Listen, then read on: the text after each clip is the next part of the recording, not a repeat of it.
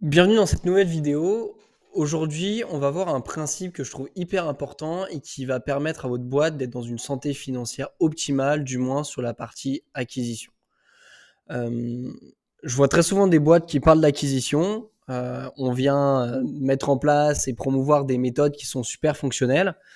Mais il y a un truc hyper important à comprendre pour la santé financière d'une boîte, c'est concrètement vos actions de prospection, à quel point le bénéfice brut à vie des clients que vous allez ramener est-il supérieur au coût d'acquisition de vos clients. Je m'explique. Imaginons qu'un client vous rapporte 500 000 euros. Génial, trop content, 500 000 euros. Tout le monde à côté de vous dit que votre boîte fonctionne très bien.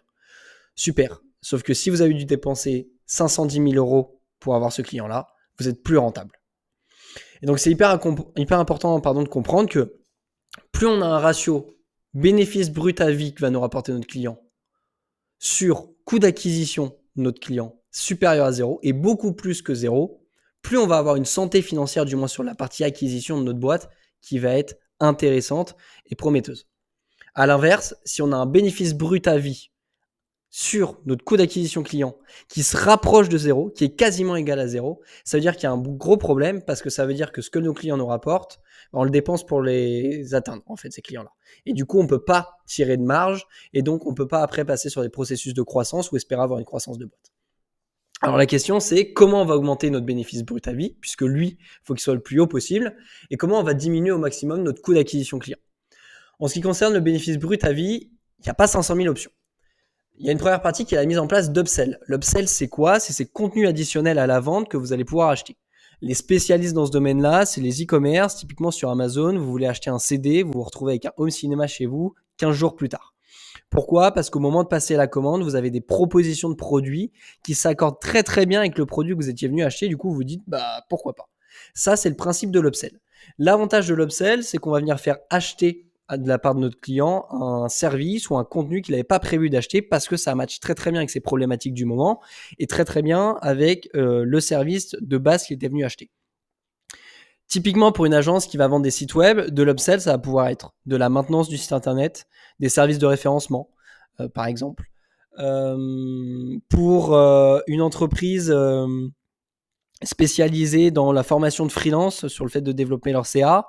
S'ils vendent un accompagnement sur 3 semaines, ça peut être caler des points de coaching tous les trimestres pour suivre l'évolution du freelance par la suite.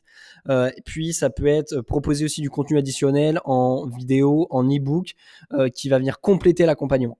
Tout ça, c'est de l'upsell et ça a pour avantage d'augmenter la LTV. La LTV d'un client, c'est ce qu'on appelle la lifetime value. C'est tout simplement le montant total pendant la durée de vie du client qui va venir dépenser chez vous. Plus c'est haut, mieux c'est. Et donc, si on a une LTV plus importante, on a tout simplement plus de cash dépensé par le client.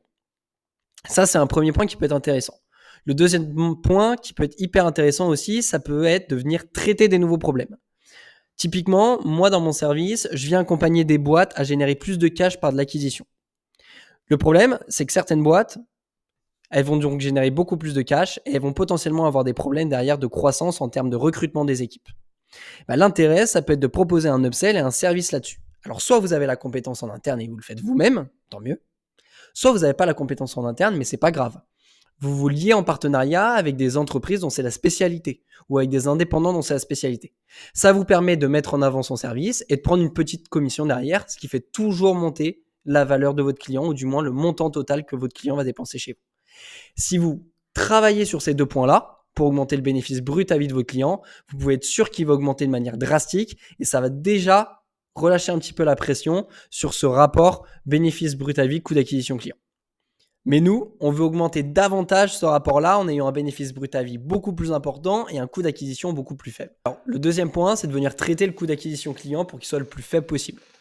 Pour ça, faut rechercher les bons canaux, ceux qui nous permettent de vendre à notre cible, dans notre niche, avec notre positionnement. Moi, ce que j'appelle un bon canal, c'est un canal qui a un impact très fort pour un coût faible. Typiquement, je dépense 10 euros, je reçois une dizaine de rendez-vous. Ça m'intéresse. Ça fait 1 euro le rendez-vous, c'est très très faible. Comment on peut obtenir des canaux qui ont ce ratio-là? Alors, le premier, un des plus efficaces, c'est le développement de la brand. Alors, si on est un freelance, ça peut être le développement de la personal brand, ou pour une marque, tout simplement le développement de la marque en elle-même. Pourquoi? Parce que plus on développe la marque, plus on va avoir des personnes attachées à cette marque-là, Et donc, plus on va avoir des personnes qui vont être à même de prendre rendez-vous avec nous, qui vont être à même de faire affaire avec nous et de prendre nos services sans pour autant qu'on ait réellement dépensé de l'argent pour aller chercher ces personnes-là. Deuxième point que moi je trouve hyper efficace, c'est les méthodes de prospection à froid, du moins sur des entreprises B2B. Typiquement, le cold email, la prospection sur LinkedIn, du setting, le cold call, même éventuellement ça peut marcher. Toutes ces méthodes-là, c'est des méthodes qui coûtent très très très peu cher puisque c'est éventuellement du relationnel et de la création de bases de données, ce qui coûte pas très cher et qui vous permet de contacter beaucoup de personnes en très peu de temps.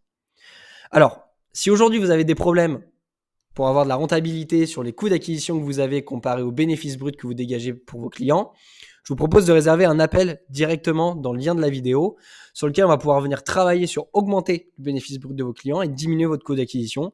Ça va passer notamment par le fait de retravailler votre offre, votre positionnement et retravailler vos systèmes d'acquisition.